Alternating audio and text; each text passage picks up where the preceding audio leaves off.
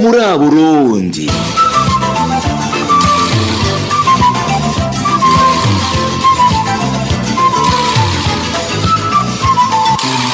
Ho muri Burundi.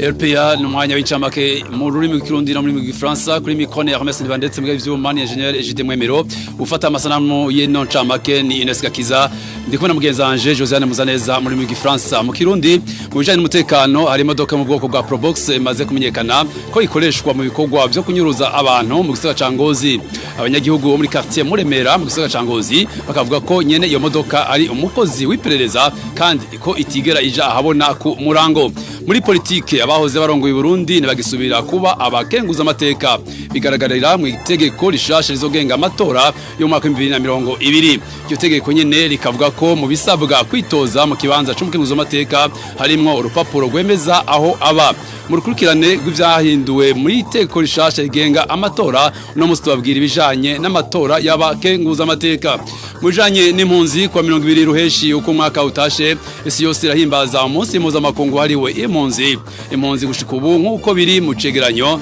cishiramwe mpuzamakungu ONU zababa imiliyoni 30 baguriyemwo cane abana bari munsi y'imyaka 18 uyu munsi washizweho kugira ngo bahimbirize abantu gushigikira impunzi aho ziri hose kw'isi ukaba usanze impunzi z'abarundi zugarijwe n'ingorane zitari zike abarundi bahungiye mu gihugu ca Tanzania bo bakaba bagowe ari kivumvu kuko uretse ko baborezwa igufa canke bakagandagurwa bunyamaswa abakenyezi baranashurashuzwa ku nguvu abahungiye muri Republika Iharanira Demokarasi ya Kongo nabo nyene akaba ari kuko nyene bose umutekano wabo ukaba udasiba guhungabanywa n'abantu bitwaje ibirwanisho bakunze kugaba ibitero makambi bahungiyemwo canke mu micungararo yabo ubijanye n'inkino hasigaye umunsi umwe gusa w'ikombe ca Afrika c'umupira w'amaguru gitangure mu Misiri inyuma y'urukino rwo kugurura ihiganwa ruzohuza Misiri na Zimbabwe kuri uyu wa gatano intamba z'u Burundi zotana mu mitwe n'inkona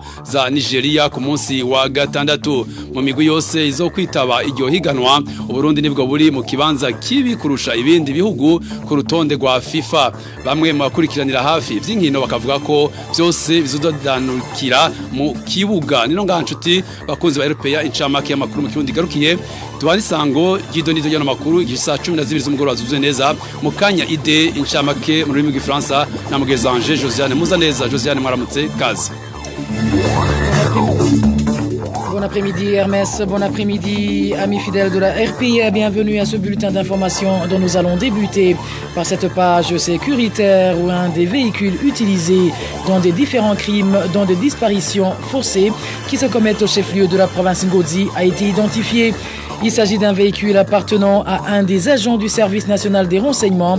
Selon les habitants du quartier Moulemera, le dit véhicule ne sort que pendant les heures de la nuit. Et en politique, les anciens chefs d'État ne feront plus partie de la Chambre haute du Parlement, véhicule le nouveau code électoral. Ce dernier indique aussi qu'une attestation de résidence doit constituer le dossier d'un candidat sénateur. Dans le feuilleton des dispositions révisées du nouveau code électoral pour les élections de 2020, nous vous parlerons aujourd'hui des dispositions particulières aux élections des sénateurs.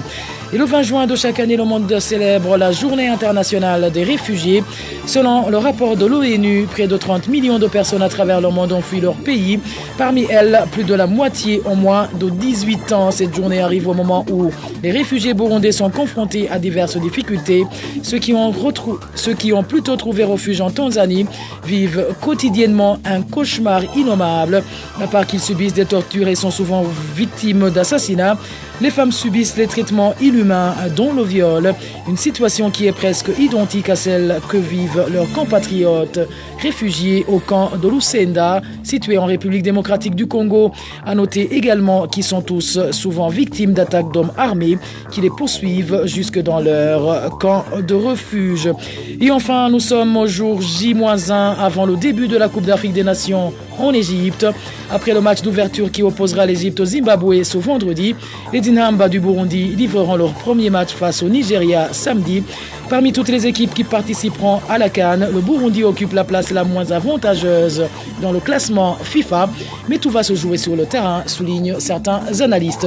Et voilà, point final à ce bulletin d'information. Prochain rendez-vous pour le magazine au complet. Ce sera à 18h45 heure de Gitega. D'ici là, portez-vous bien. Au revoir.